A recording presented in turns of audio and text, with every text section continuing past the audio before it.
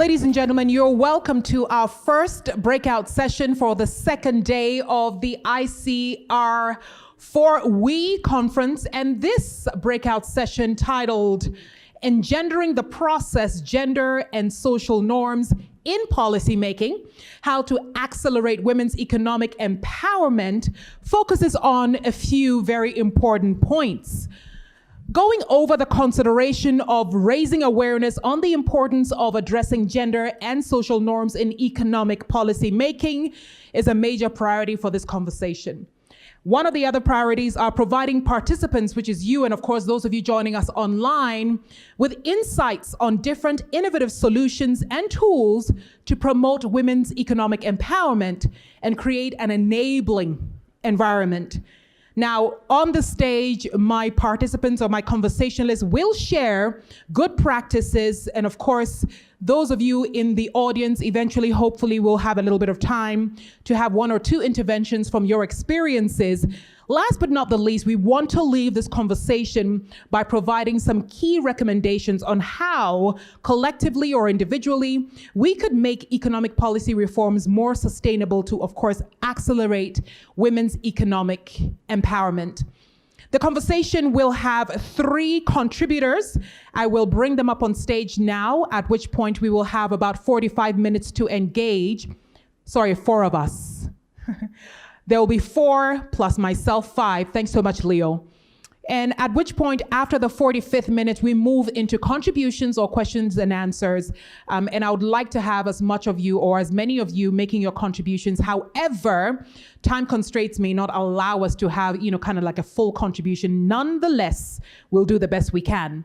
So ladies and gentlemen, allow me to bring to the stage, let's start off with the Senior Private Sector Development Specialist, Women, Business and the World Bank Group, and that is Julia. We spoke and heard from Julia earlier on. Julia Braun-Miller is joining us, followed by Acting Director and Business Development Officer, Ministry of Foreign Affairs, Labor and Trade, Government of Tuvalu, and Wega Alemania is here. Wega, where are you? There you go, Wega.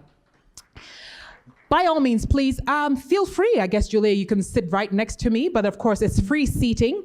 Please allow me to bring to the stage Sophia Casimo, who's the President, Department of Business, Women and Entrepreneurship from Mozambique. Sophia, where are you? There you are. Last, definitely not the least, please bring to the stage Elizabeth Kemigisha, who's an Advocacy and Policy Manager, Association of Women Lawyers, FIDA, Uganda. Please warmly welcome our conversationalists for this conversation that we're about to have. Of course, thank you so much. Ladies and gentlemen, you're very welcome. Of course, time constraints are such that we have, limited time, but we'll do our best to cover ground as much as possible. I want to start off with the essence of why we're here. Maybe, Julia, you start us off because you ended essentially the last session, but with a specific focus on how gender and social norms have played. What kind of roles have they played, negative, positive, in the promotion of application of policies and reforms, which of course are meant to support women's economic empowerment? Julia, I think we start off with you. Of course, thank you. So, we've already mentioned that change is possible. I think that's the most important message to take away. I'm sorry, Julia, maybe you need to use my microphone, yeah? Yes, stronger. Thank you. So I'm saying that change is possible. We've already mentioned that at Women, Business and the Law, we measure change. What gets measured can be changed. And what we have seen is that just in the last year, 18 countries have enacted positive legal changes to promote women's economic empowerment. So that's the great news. And then we often hear, but these are just laws, they don't translate to change on the ground because social norms prevent women from having equal access to society, to property, to the workplace.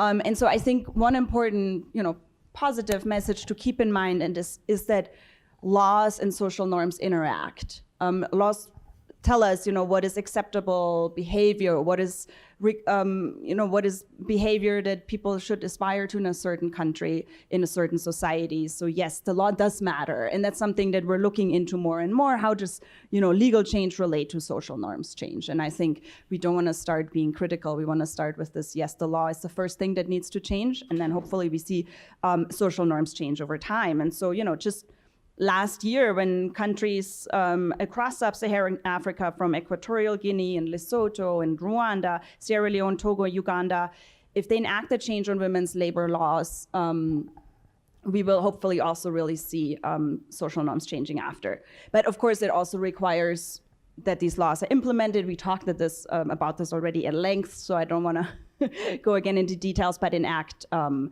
policies, institutions, to make sure that these laws translate into practice, because otherwise we see this huge gap. And just the example again that we measure, for example, 98 countries, have laws that say equal pay for work of equal value. So that's great, because we all know that in practice there is a gender pay gap, and it's huge. But so the law says equal pay for equal value, and then an implementation mechanism would be pay transparency mechanisms or enforcement mechanisms. Or again, collecting data so we know what the issue is, right? Collecting data, evidence on women's entrepreneurship, businesses, etc. Or also provide incentives for the law. So here, a big area is paternity leave, for example, that fathers don't take the leave that they're given under the law. So we also want to have incentives for fathers to take that, maybe financially or through extra paternity leave time. Okay, well, thank you very much, Julia. And Sophia and Awega, Julia gives us a beautiful bird's eye view, and perhaps it's only fair to kind of have specific views. Same question, perhaps we come to you, Awega. Awega, will come to you. Same question, have these gender and social norms played a role in the promotion of application of policies and reforms? From your experience, Awega, can you share that with us? Thank you. To give a brief background on Tuvalu, if you guys don't know, Tuvalu is in the Central Pacific with a population of 11,000. And so for Tuvalu, it's more like similar with all our Pacific islands. We really are close and embraced by our cultures and our religions. Those are the two main aspects that we really are proud of it, and we really embrace it. But however, this culture, sometimes there are some also negative impacts that they impose to women, and there's also those are the barriers that that includes women to and gender equality in Tuvalu. So for the past decades, there are a lot of work has been done by the local community to try to change this mentality, but until now, in reality, it's still happening on the ground. Like, women are still not access to decision making and other career stuff because of this mentality that we have and the culture that bond between us, the Pacific Islands. So on one hand, you're celebrating the culture, but on the other hand, the other side is we're so culturally ingrained, focused, that it creates the kind of negative approach to social gender and social norms. What about you, Sophia? Culture. Does that play a role in your perspective from the Mozambique side of things? Yes. I think this one's better. Thank you.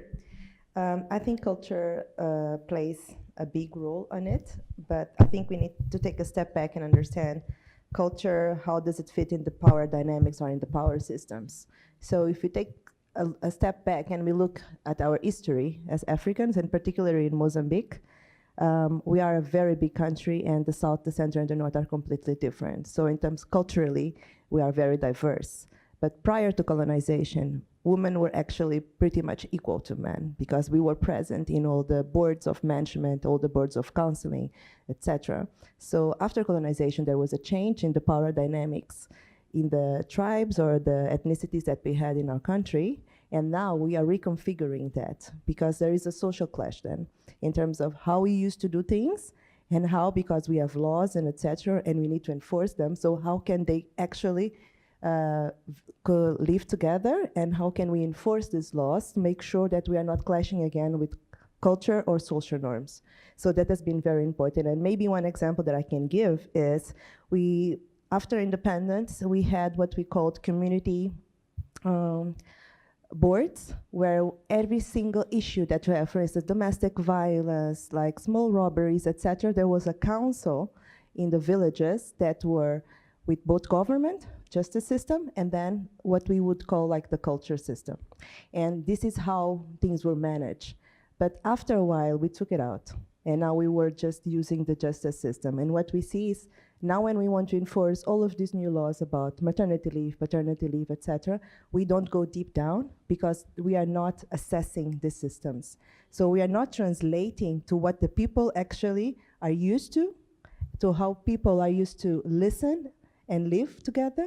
So we need to maybe rethink the models where we enforce and how we do it, because the law is important, of course. And I think we have a constitutional body that it's like the backbone of our country. But how are we implementing or co-creating the processes to make sure that culturally we are actually involving all the stakeholders and that the law is actually equal, both for men and both for women, but in the language that they understand? So Elizabeth, I'm happy that I've heard bird's eye view of what is missing, cultural effect of what is missing, implementation. I mean, we've been talking about, let's not just have a conversation, let's not just have a policy, let's also have implementation. So maybe you can take us into tools, approaches that you have developed, or you're currently developing to overcome these gender norms and stereotypes from in your perspective. So let's give it some practicality here. Okay, thank you very much. I'll just use 3 seconds to just read out something I wrote to sort of direct our conversation. Many times when we speak about social norms, cultural norms, I think a lot of us fail to understand that it's a huge thing. It's a broad thing. It's the people, it's our identity. So I just thought that I would simply put down what social norms are to sort of found my response to this question. Social norms can be understood as either what most people think and do, or alternatively, what individuals believe most people think and do. As such, social norms are about what's considered normal or ought to be normal in a given context and situation. I just thought I'd mention this and ask a question or a reflection for us. What is considered normal? What is the status quo in most of our communities? It's patriarchy, right? So that means even the social norms that we are talking about are rooted in patriarchy, in a system that favors men and their whole being, right? So practically what we have done to this, and in addition to what everybody has talked about, what cultural norms do, why it's important that we are considering them while we are formulating policy. At the organization where I work, which is an association of women lawyers, so a professional group for women lawyers and their capacity development, but also doubles as an NGO that does work that focuses on women and children. A lot of the tools that we have developed around has been inclusion of communities in consultation processes of policy. What we have done is encourage women through, I know that for most of the countries, African countries here, the group system, women's group system, I don't know what you call them, but we usually broadly call them the self-help groups where I come from, which are mostly like mothers' unions groups or these savings groups that most women form. We go through such group organizations, group organizing to be able to reach out to women to say, you see, the government is developing a law on marriage. What do you think? What's your lived reality? What would you like to see there, right? Secondly, I think one of the things that we've also done is research. Culture is a very important thing to a lot of the people in this, in communities where we come from, because it forms how we respond to things. It forms how we even cultivate land. It forms who has access to land, who has access to use, who has access to particular spaces. So a lot of the work that we also do is formed by research. And I'd like to encourage all of us, maybe from our NGOs or from the spaces where we work, to encourage community-based research that sort of mirrors the lived realities of communities, the challenges with implementation of these laws. Because many times we do come up with laws, or governments do develop laws that they believe are meant to close certain gaps, right? But we also know that many times governments are developing laws to fulfill boxes of international conventions that they have signed, right? Before perhaps an international bank gives you money for road construction, you need to change your traffic laws. So quickly, you go in a month and you have changed that. We know that is happening. So we are encouraging the government and we are collaborating with government to support with statistics to say in this community, this will not work. And if it's not working with a broad, community like this, then this is not something that will work. And then lastly, I just wanted to say we are also employing, I'm using a lot of NGO languaging when I say this, but I hope it makes sense. Beneficiary-led advocacy, right? I don't like to call people beneficiaries, but yeah, for the context of this conversation, that we are letting people be their voice. Because increasingly, and for many people here, you'll see that the NGO space or civic space within which we are operating is shrinking every day. So we are throwing back power to communities to be able to encourage them to realize what force they have, to be able to influence this government, to say this thing is not working for us. And that way we are also able to link with traditional leaders, some of these groups that yield a lot of power in these communities, which are mostly patriarchal. So to influence them to be part of these spaces that are developing some of these laws. Thank you. Well, thank you very much. Leo, thank you for your generous time. Elizabeth, I'm going to bring it to you, Sophia, and I'm going to bring it to you, Julia, but I'm so interested in finding out how many of us in this room represent NGOs? Anybody?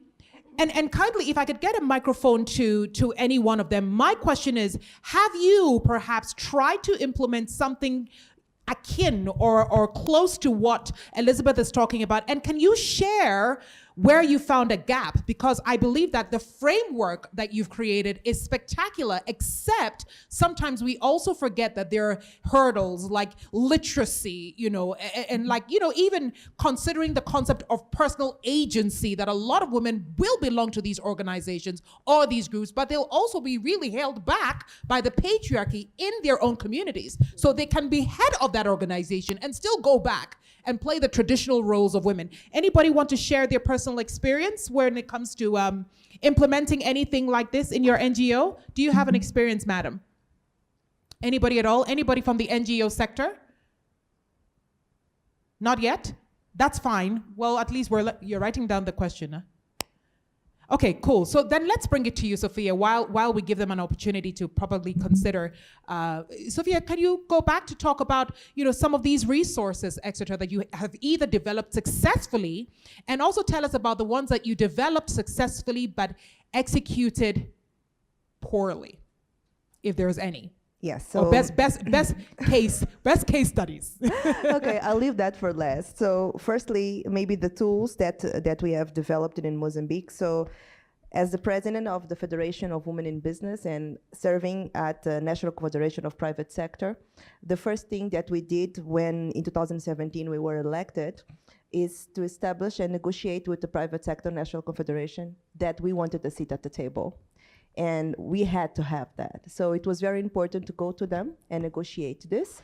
And they did give us, so just to give you an overview, so CTA has representatives of all out the country, and it's more than 700 people, and mainly men. And we negotiated in every department, 17 departments, to have 3 seats for women.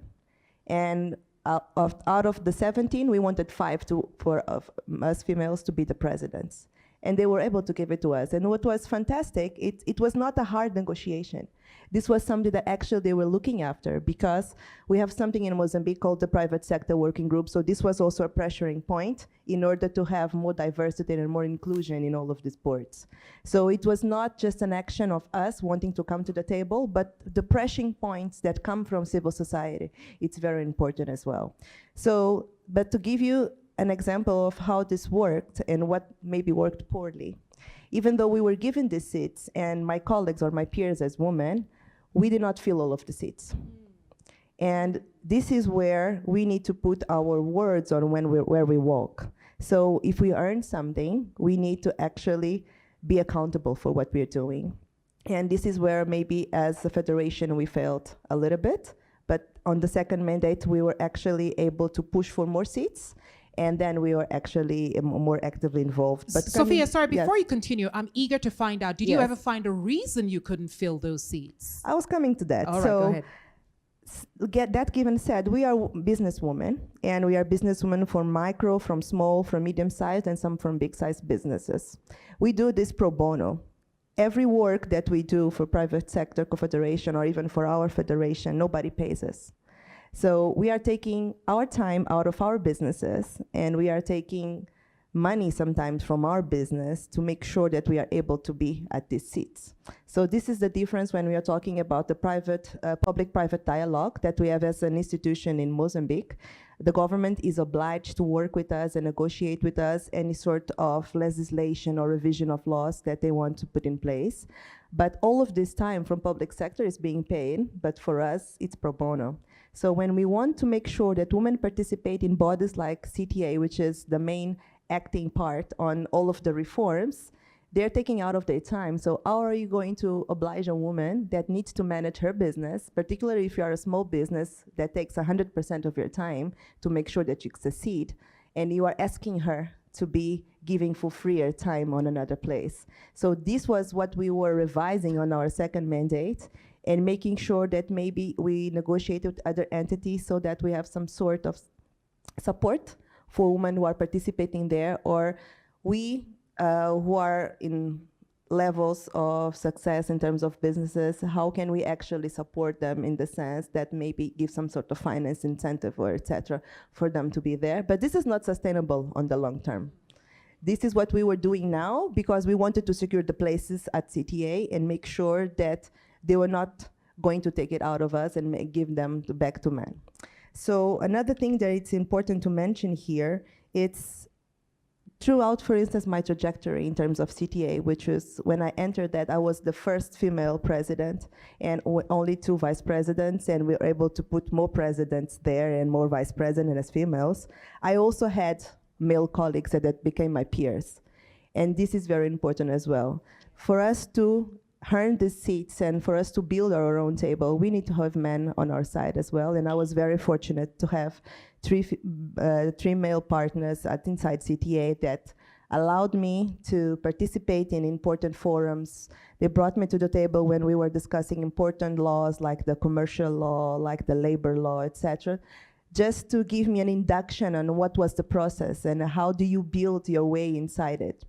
So this is something that we are leaving. This is our last mandate as our group at FEM, and we want to bring the new board next year. What we are doing now as a tool is providing a toolkit and a guideline for women business leaders that are part of our associations from the federation. So when you get inside these boards, what do you need to take in account? So how do you build your way inside? What sort of allies you need to make? What sort of people you need to connect with? Because at the end of the day, knowledge is gold, and you need to be at those places to hear and to be informed. Information is key, but connections are fundamental. If I am where I am right now, it's because of the connections that I was able to build and the people that actually were on my side and pushing me throughout the path as well. Sophia, thank you so much for highlighting the crucial or the importance of having allies. You know, allies kind of uphold your ambition. And before I go to Julia, if you had a better way of approaching these resources or approaching this strategy, now that you know what you know, what would you have done differently at a time or at the time when you started to implement some of these strategies? I think one of the main things that, from a social norm point of view, we tend to look at men as our enemy. And we tend to be sometimes very confrontational when we are addressing gender issues.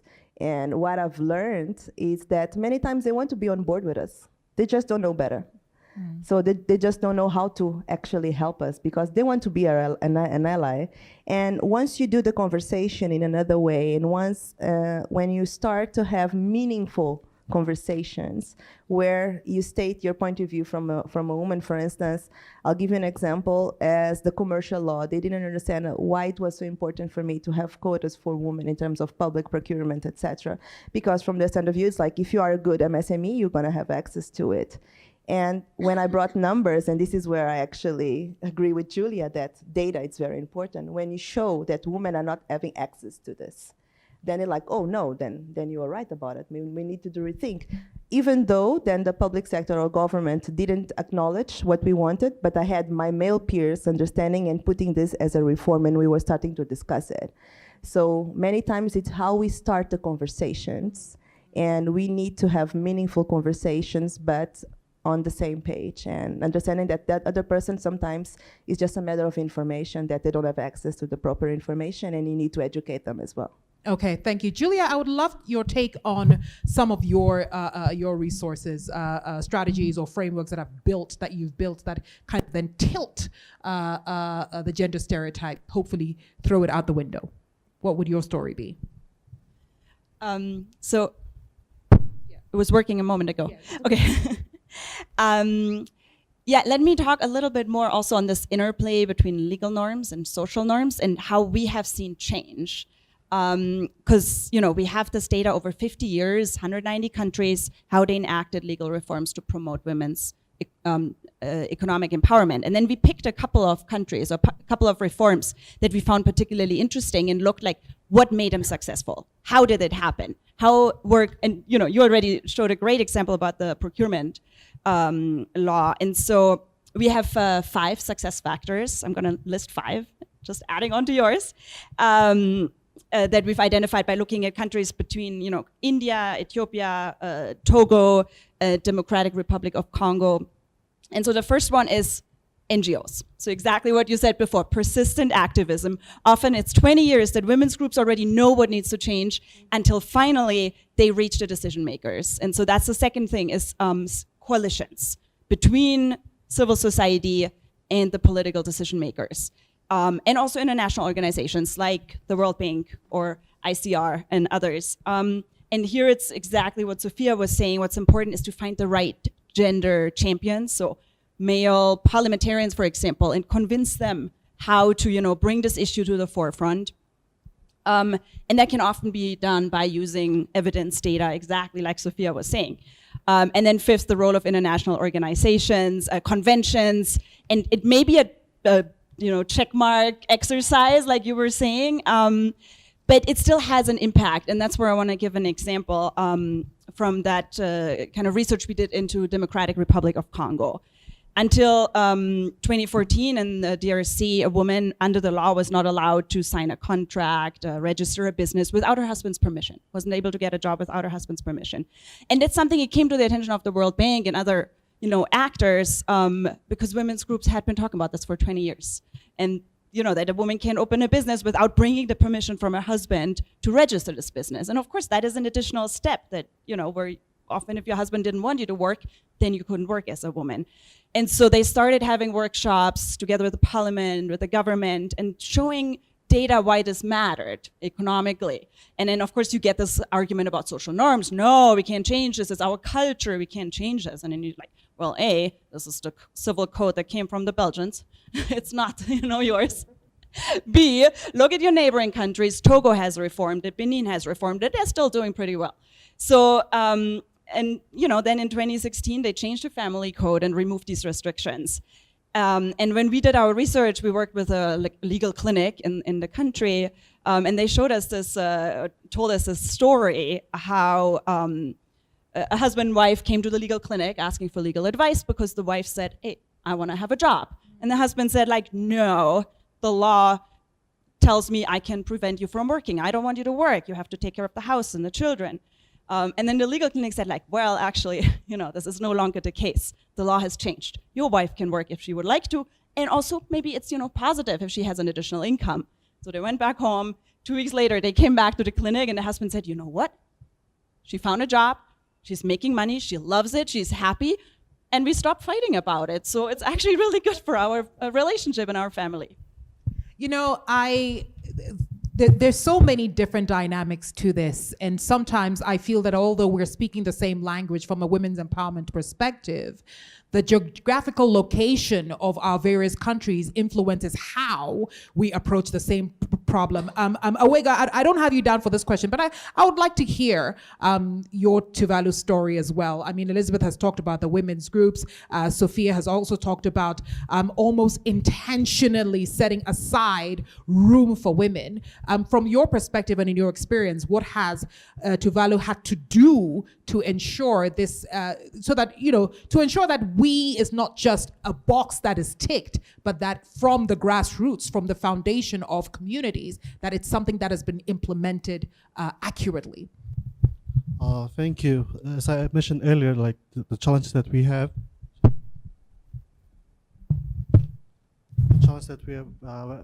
back home is that the majority of the people on the islands are still close to that culture that kind of discriminate to women.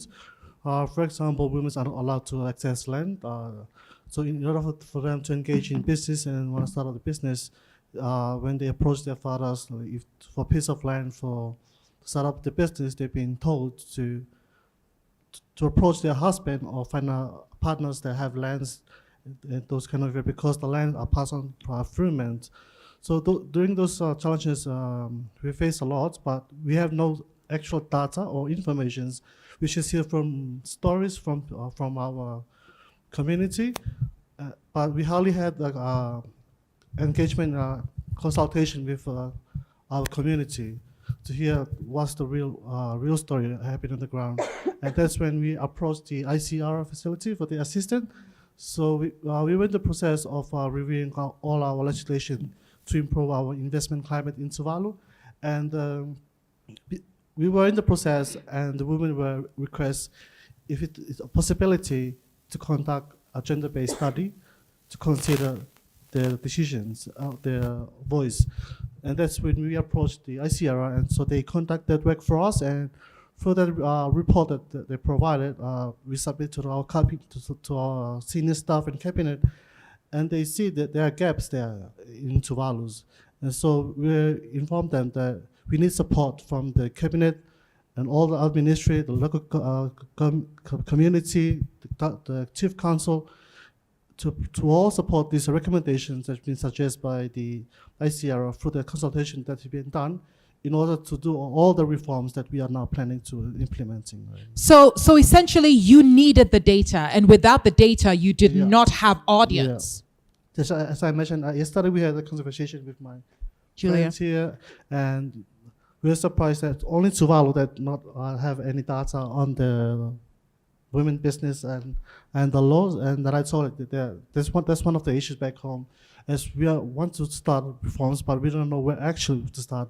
What's the best initiative, because we don't have those information or data to support when we approach our donors for aids or for assistance or TA, because they always request, can we provide information? So one of the challenges that we have is that we don't have data in place. So I really approach it. We are willing to hope to work with Julia and her team, and of course the ICR facility. But can I just segue just for a minute before I would love to come to the audience? I want to know if there are any best practices, key lessons that any one of you or two maybe could share as frameworks or strategies that you implemented that have worked, or perhaps that you implemented that didn't work, but then because they didn't work, it's a great place for you to learn, or for us to learn. But can I just kind of put you all on the spot here, starting from you, Awega? Are the women standing up, making noise, and pushing for reforms in Tuvalu? Thank you for the question. Back in Tuvalu, women are doing all their best they can for their voice to be here. For example, I'll give you an example. Since they're not allowed to participate in Chief Island Council decision making, there was events were held by the whole island where they perform a traditional island dance to welcome all the guests, and they didn't turn up. The women did not turn up for the traditional, because our traditional dance require all the gender to participate. Some had to dance, and while all the men they were singing, but there's no one to dance to do the performance. And after that, there were a lot of fights going around. Like, what's the issue? Why did he didn't turn up? And they say, now you see the importance of us. Wow. That's the same applied to decision making in the Chief Council in Tuvalu. So everyone was quite surprised, but we didn't know what happened after that. When they got home, we don't know what's the actual facts. But the initiative that they take, it's opened the eyes for our elders here back home. They now see the importance of women's. And also we already showed them some case study that some islands, they did allow women to participate in the decision making, and they come up with a good outcome. For example, they were doing a chief council meeting. It's like a follow where all the elders will come inside to discuss and make a decision. And since they allow women to participate, the women will recommend it's better off if we can have just build a kitchen close to the house instead for us to go all the way to our home, bring everything prepared, and bring to this convention center where we all the traditional functions are happen.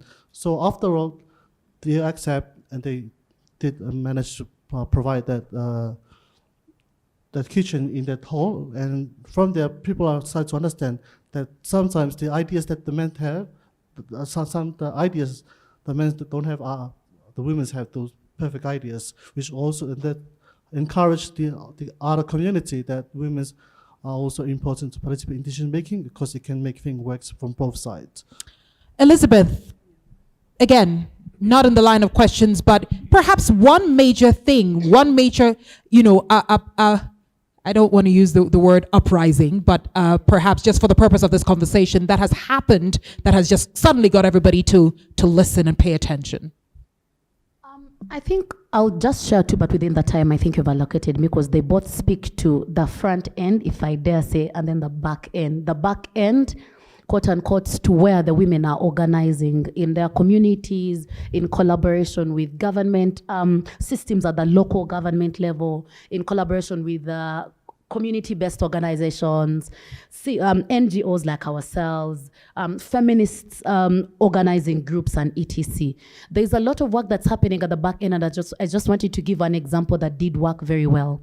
We do have a lot of women that actually the informal sector in Uganda, like in many countries, is mostly made up of women.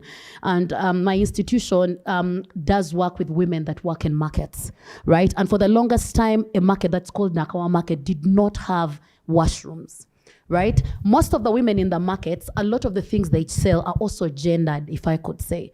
That many of the women are selling vegetables, right? Now imagine you go to the market to buy vegetables and there's a trench of sewage passing by. Nobody wants to buy from you, right? But also because of the sexual harassment that was happening in a lot of these markets, including this market, did not make it very easy for women to sell.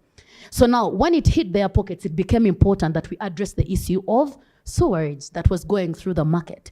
Originally, they had no place to ease themselves, and it had stopped being a concern. But when it hit the pockets, because customers are not coming to that particular market, they were concerned. What did? We did organize them, started writing statements, started organizing themselves, knocking doors at different stakeholders that are responsible to respond to that kind of problem. From the police, there's a city authority, Ministry of Gender, Labor and Social Development. They pushed, and as I speak right now, there are washrooms that have been built in that place, right?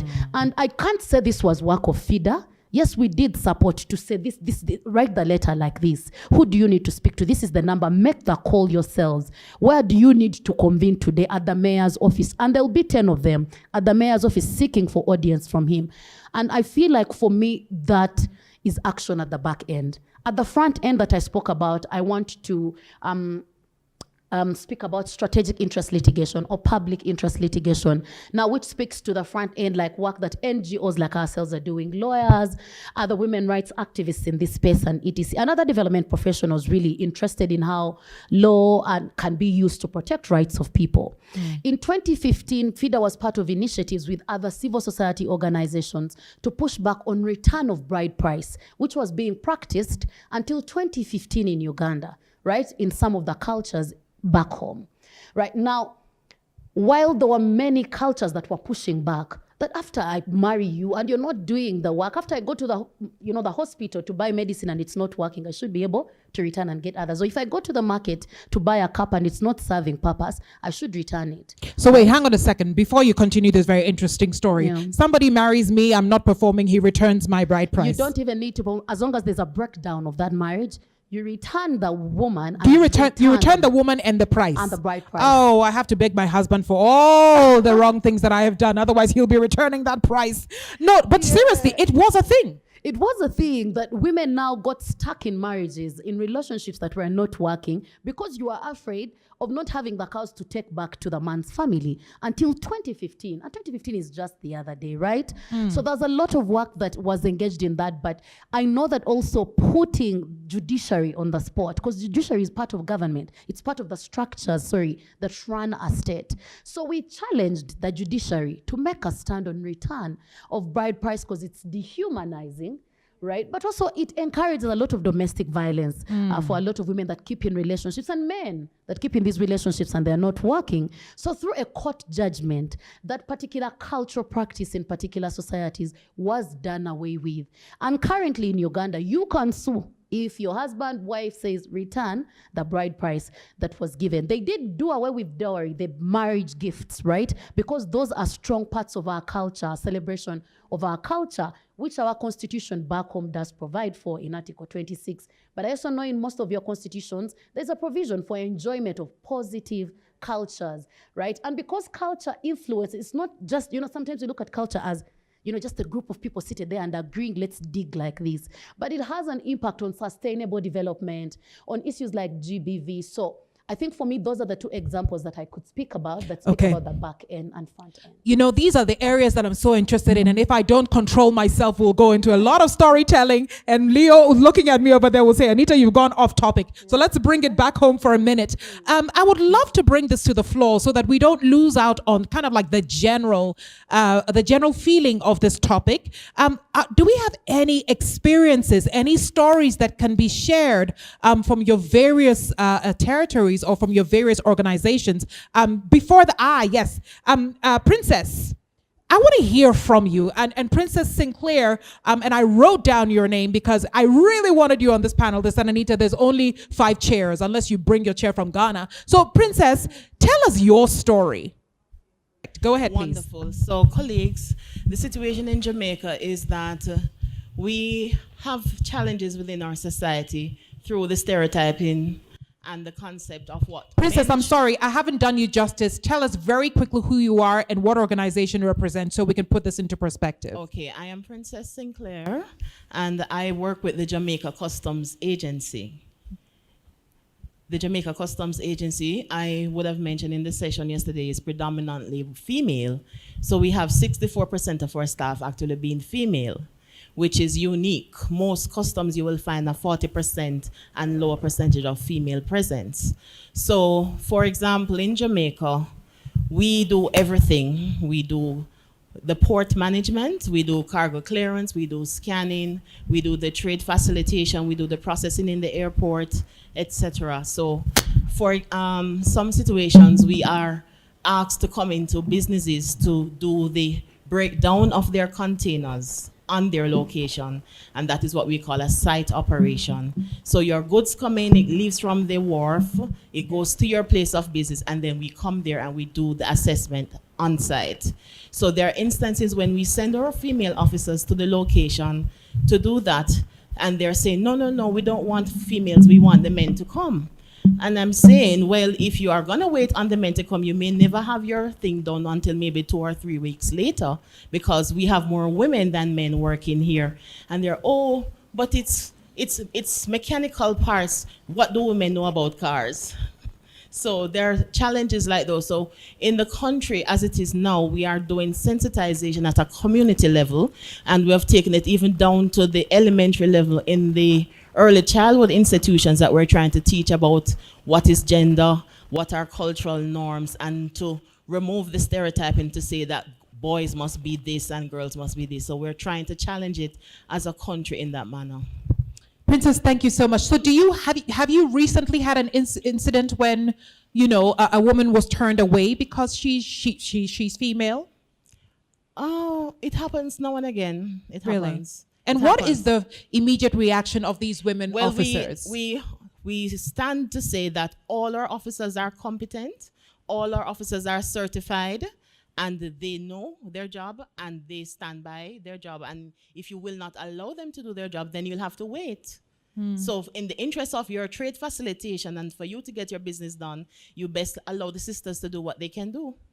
Almost like what Elizabeth and Tavali are talking, and Awega from Tavali are talking about. When it hits your pocket, then you start to realize that you need to comply. If you want your container to be broken down and released to you so you can do your trade, and if I'm here now to do it and you refuse to allow me to do this, then you may have to wait 2 or 3 weeks. And nobody wants to wait. We are not losing. You are losing. You are. We are the only operators of customs in the country. So if we're not doing it, you best wait. There's no competition. Thank you so much. My sister at the back, I saw her hand up. Yes, madam. Please tell us your name and the organization and country that you represent, and describe your experience kindly. Okay, yeah. Hi everyone. My name is Annalise, and I'm from Tonga. Tonga is an island in the Pacific Island, and I work in the Ministry of Agriculture, Food and Forest in Tonga, mainly in the division responsible for food safety in Tonga. Really inspired by the talk that's going on, and just like to share a little bit of us in Tonga. I do sympathize with my brother from Tuvalu in terms of the Pacific Way. For us women in Tonga, in the social rank, a woman is actually ranked higher than a man. And that is viewed in most social occasions such as weddings and funerals, where the woman is your father's eldest sister is actually valued, and it is valued in terms of you are a woman, you give birth, you have these many responsibilities in the family. However, when it comes to the workplace, it's different. So how do we tackle these kind of social norms? Most women in my country, personally is what I feel, we tend to work harder. We work harder by actually going to school, by actually studying more harder. And because of that, we see that more women are more academically inclined in Tonga, is how I see. Maybe my Pacific Islanders brothers and sisters can share later on. But that is how I see we tackle this cultural issue, social norms. To be honest, when we say cultural, we also incorporate religion into it. And that is because in Tonga, it is mostly Christianity. And just incorporating that kind of view into it is why most women feel like that their role as a woman, to be a mother, to take care of the house, comes first in terms of business. So I feel that sometimes for women in Tonga, there is that, there's this sense of satisfaction or comfortableness if you succeed your role as a mother and someone who's taking care of the family, than in a business. However, however, we do have laws and reforms put in place to show the woman's right. But personally, what I feel is when we voice out, the voice is there. However, to be taken seriously in a meeting context is not really. Can I ask you very quickly before we move to my sister at the last table? Do the women understand their rights? Do they understand that they have agency? Do they understand that their power goes beyond, quote unquote, the normal, social requirements? Do they understand that? Like I said, they do understand, but there's a sense of satisfaction with what they have already that they don't really need to go forward. And, okay. Okay, thanks so much for your experience. Yes, I had one more. Do I have any on this side? Yes, madam. We'll come to you. Just two more. So one and then two. Hello, I'm Dr. Ada Bites from Nigeria. I want to share a different perspective on the return of the bride price from my own cultural perspective. I am from the southeast part of Nigeria, and the return of bride price is actually not dehumanizing the woman. It is actually liberating the woman. Because if you don't return the bride price and you have moved out of the marriage, the man still owes you. The man owns you. So you live your life carefully, because even if you die, if you do anything anywhere, they will still refer to you as the wife of that man. Meanwhile, you have moved on. So you return the bride price for you to be liberated. If I walk out of a marriage, then I return the bride price and I am free. I no longer belong to that man. Then what is dehumanizing in my culture now, people are becoming enlightened, is the payment of that bride price. Women are not to be sold. So what most families do, because it is a culture that has come to stay, if you don't pay that bride price, you are not considered as being married. They will take it that you're not married.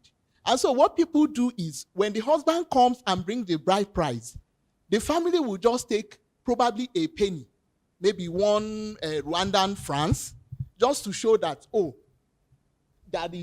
she's married. But after that, so when anything happens, you're free, because actually he didn't pay anything on your head.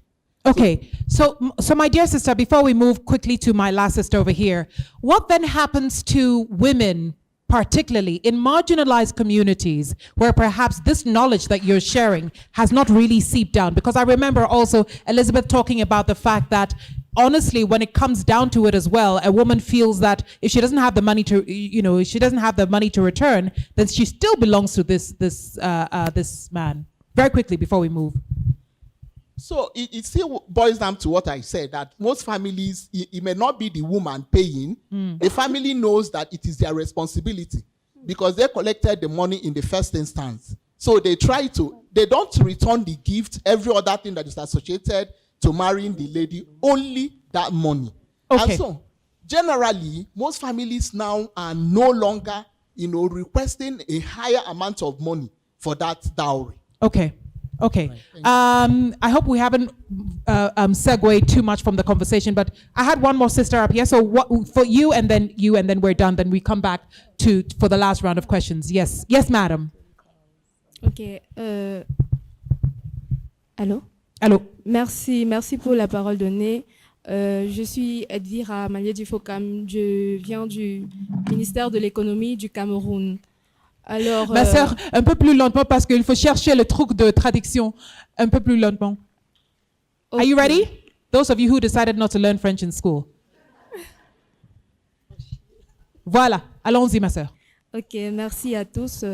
Je voudrais intervenir sur cette question des normes sociales qui finissent par constituer une barrière très considérable dans l'autonomisation des femmes.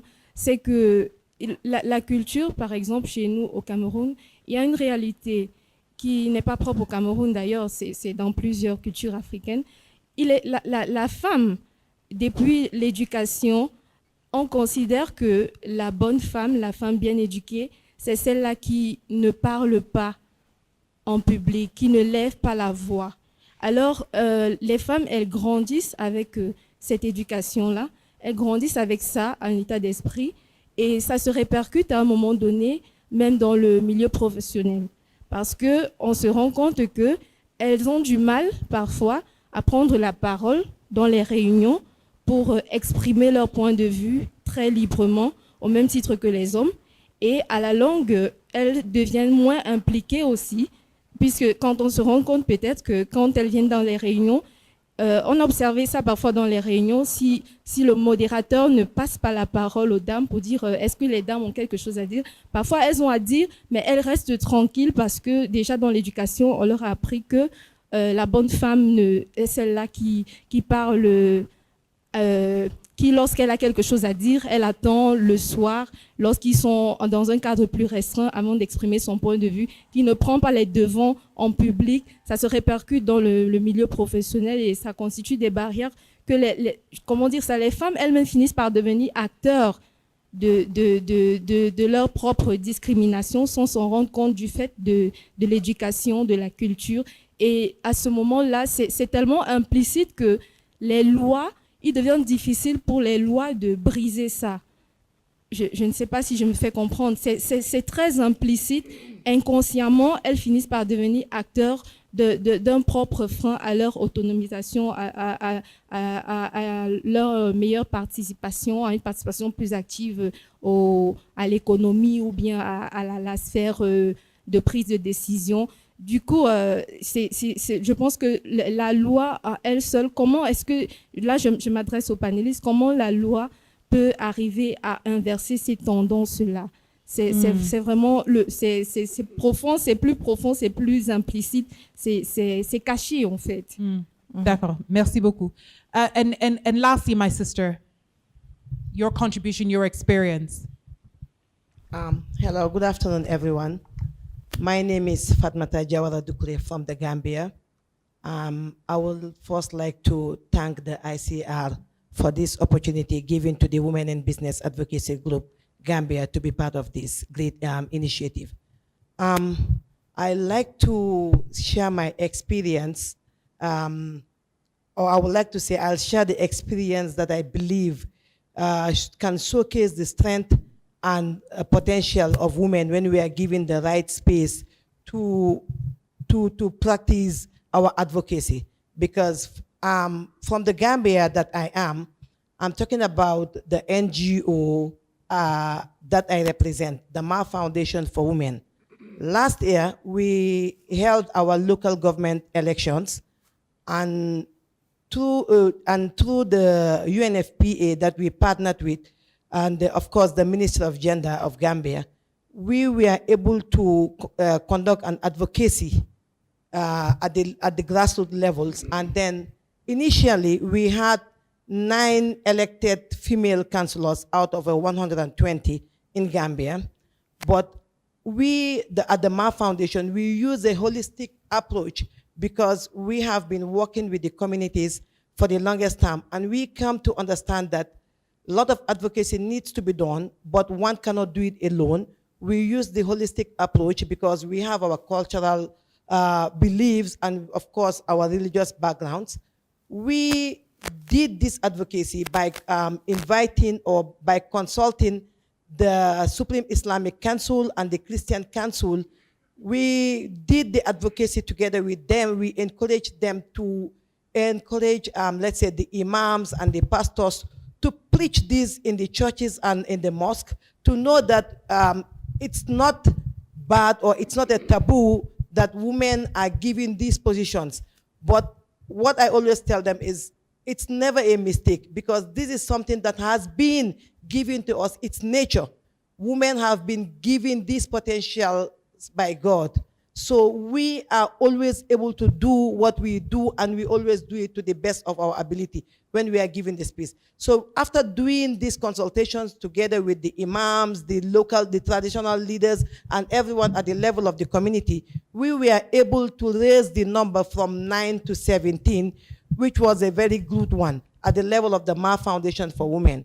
And yes, and another thing was, recently, just 5 days before I came, the WBAG that I represent, on this year's International Women's Day, we decided to celebrate it differently by engaging the president of the Gambia, that we want to see women in key positions whenever he is about to pick other positions. And the good part was 5 days before I came, he elected 5 governors, female governors, to the largest regions in the Gambia. So I think that's great. Thank you. Well done. All right. So, and I'm happy that you've mentioned that. So, ladies and gentlemen, I do not want to end this conversation on doom is gloom, 300 years to go. I want us to end it on a very positive note. And I know it's not going to happen immediately, but it's worth us looking at the kinds of future trends that perhaps yourselves foresee as pivotal. If we want to achieve what we're calling women's economic empowerment, what trends must we prioritize? Awega, if we can start off with you. Thank you. I think first, the top priority is is for us individually as a community to play our role in to try to advocate and also to change this type of mentality and norms. For example, we've been told by our great parents that women, they have roles in the house and they are not allowed to participate in certain area. But we have the chance to teach and tell our future generations about this thing need to be changes. Because we are this generation that we are now, we can do changes, big changes by change our mentality, and also to our more capacity building program and awareness on the new generation and also the elders about the importance of gender equality. But most importantly is for the government to consider the voice of women and also provide assistance, financial assistance, and support them in terms of any activity they want to engage in. Sorry, just repeat the question. So we're waiting for Yeah. trends Mm, that we mm. have to absolutely implement in order to push forward women's economic empowerment. Okay, I think one is initiatives around building or enhancing women's agency are extremely important, because we have had instances where the law says you can't do thing A, but it continues to happen because people do not have agency. And not having agency is caused by many factors. So essentially it means addressing all those things, right? Sexual harassment in the place of work for both women in the formal and informal spaces, addressing issues of nepotism, addressing issues of corruption, but also ensuring that rule of law is actually the order of the day. Because it doesn't matter what laws you pass, it doesn't matter what collaborations you're having, but if you're operating in a space where rule of law is not respected, all this will go to waste. Secondly, I think it's important that we go back to encouraging communities where we come from to realize what their power is, right? The other day we were just having a conversation internally at the institution, and we're talking about how do we cause alarm in communities, right, where GBV is on increase. How do we cause communities to go back to a time where when they said a 2-year-old baby has been defiled, and it's so alarming that they want to deassociate with that member of society, right, for doing that thing that's not right. So I think it's important that we go back, because cultures are made by people.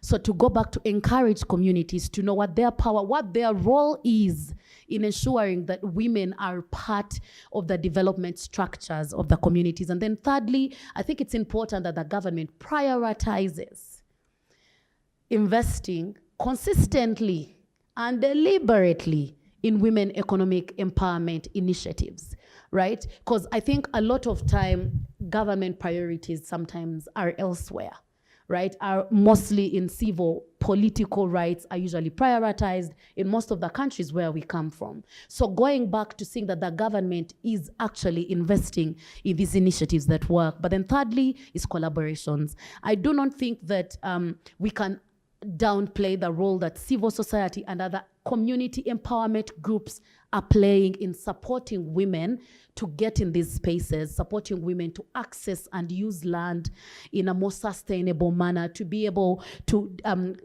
be more resilient to GBV and most of these community issues that we are talking about. So yeah. Thank you very much. Sophia, I give you the floor. Prioritizing key trends, what should they be? I think the major key trend is give women power. And power for me, it's based on 3 things. It's brain, hands, and pocket. Brain, because we need to have access to knowledge, we need to have access to wisdom and persuasion, but we need to act together and make sure that we are following and pursuing the same thing. Hands, because you need the strength to enforce things, and you need to know how to act, and you need networks also to embrace you and also to help you make it happen. And pocket, because it's capital. Even though if you have the hands and if you have the brain, but you don't have the capital, you will not have power. So if you look back at where women are, most of the times we only have 2 types of this power. When it's a few times where we have the 3 types of power all together that really enables us to push our agenda forward. So here, I think we need to have access to power, and we need to come together as civil society, private sector, and public sector. But for that to happen, we need to have women at all of these spheres. And we need to have women that actually understand and have a common ground on what we need to push forward together and what's going to be the impact. And that being said, and because here we are on a platform that it's about public-private reforms, right? And at least in my country, the majority of them are supported by donor agencies. So this is a pressure point. And this pressure point needs to be activated properly. But we need to have women that are also part of this pressure point, canalizing what are the issues that we want to make happen. But also what I feel it's the public sector, and particularly the parliament, also needs some capacity building. Because most of the issues that we are talking about have been there for more than 30 years, and how come we are not getting better data? How come we are not, even though we have beautiful laws, Mozambique is also a country of where we make amazing laws, but then what about the implementation of it? So if this has been happening for the longest time, then maybe something we need to review on how we are doing.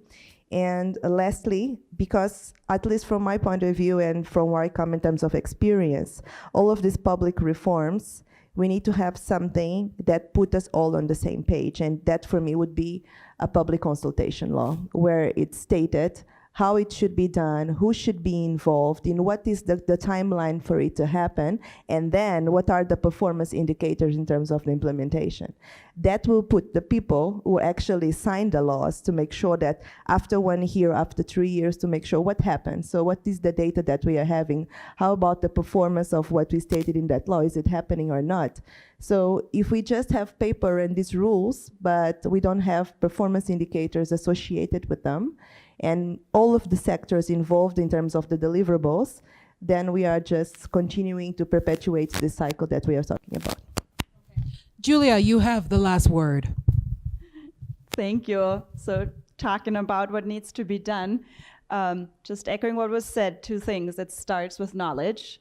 We need data, we need evidence, we all need to write and look at what is out there, the knowledge, and share it, use it. So I think we have a data set that shows very clearly where many gaps are. And it starts with the law. I agree. Many good laws are out there. There's also many laws that are missing.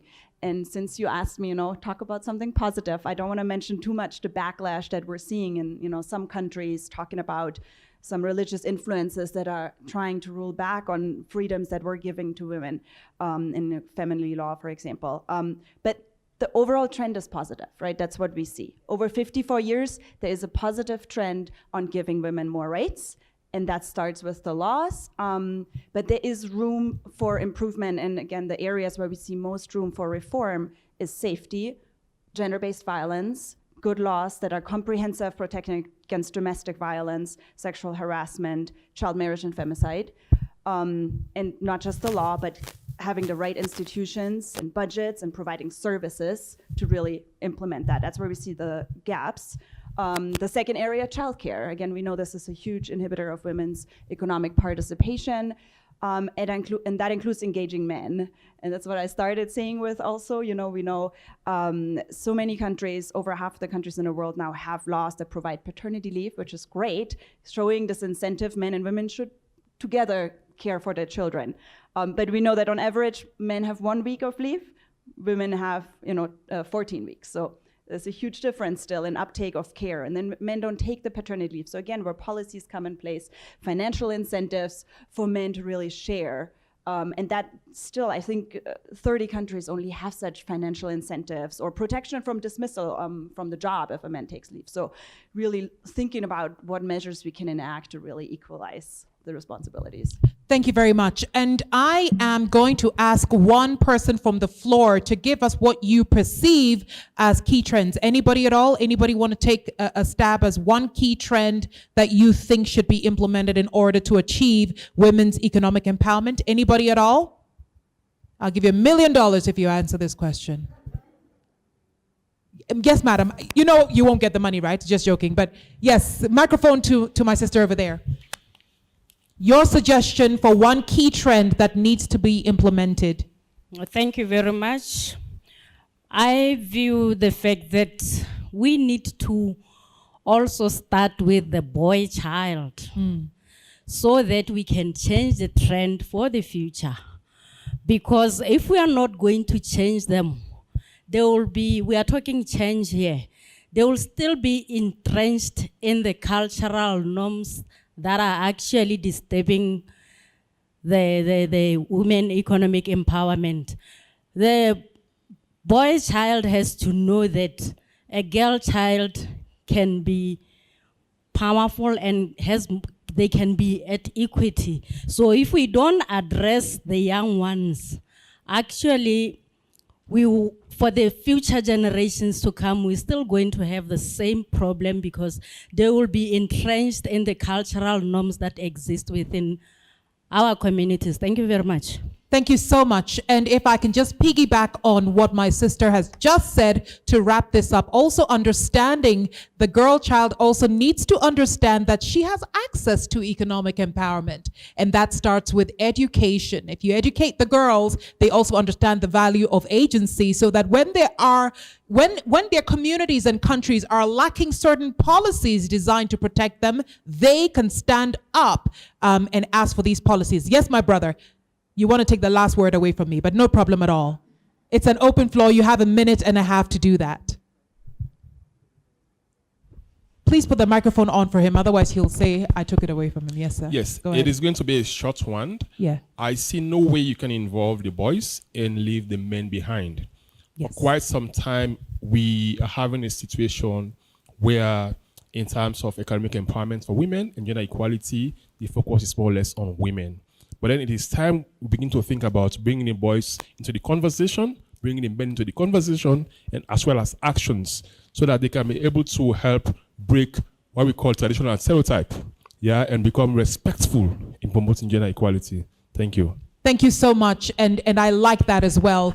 Let's not leave the men behind as we pursue policies and pursue conversations around women's economic empowerment. Let's do it together. And of course, as the SDG says, we're all moving together. Leave no man, and especially in this conversation, leave no woman behind. That brings us to the end of Engendering the Process, Gender and Social Norms in Policymaking. And we've talked about how to accelerate women's economic empowerment. Please give a round of applause to my conversationalist, Julia Bone-Miller, Senior Private Sector Development Specialist, Women, Business and the Law, the World Bank. Julia, thank you so much. Awega Alemania, who is Acting Director and Business Development Officer, Ministry of Foreign Affairs, Trade, Labor and Trade, Government of Tuvalu. Sophia Casimo, thank you so much, Sophia, President, Department of Business, Women and Entrepreneurship, Mozambique.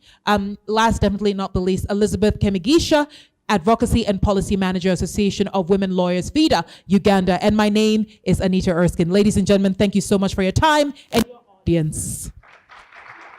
Thank you, guys. Thank you so much. Thank you. Thank you so much. Thank you. Thank you. Thank you. Thank you, my dear. So now, where do we go, Stefan? We've had such a great time. Are we going for photos downstairs? Okay, so we haven't taken our official photo yet. In order for us not to lose anyone, we are going to migrate in unison to the auditorium, and we will all take a photo, after which then we migrate to the tent for lunch. So if we could kindly pack up our stuff and move downstairs to the auditorium for our photo, and then to lunch afterwards. Thank you so much, ladies and gentlemen.